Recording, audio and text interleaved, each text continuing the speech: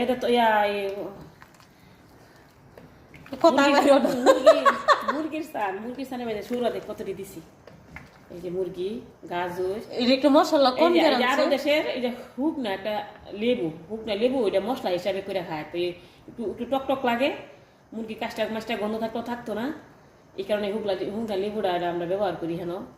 খাইতো মজা লাগে আচারের মতো লাগে খুব টেস্ট। আর তরানি এটা মশলা একটু নরমাল ভাবে দিছি ধনিয়া পাতা রসুন পেঁয়াজ আর হালকা জিরা মানে সবকিছু মিলাই দিছি খালি মরিচ বাদ দিয়া লাল মরিচ দিই নাই সব মশলা আছে কিন্তু লাল মরিচ নাই। আমরা কিশোরগঞ্জের কথা কো আমরা কিশোরগঞ্জের তো এইটাই আমরা কিশোরগঞ্জের আমরা অনেক মিস করি যার যার আঞ্চলিক ভাষা সাদা কিশোরগঞ্জে তো খুব মরিচ খায় মরিচের ভর্তা শুকটি ভর্তা মরিচের ভর্তা আমি ভর্তা কই অনেক মানুষের চাটনিও কয় আগের ভিডিওতে আমি ভর্তা কইছি।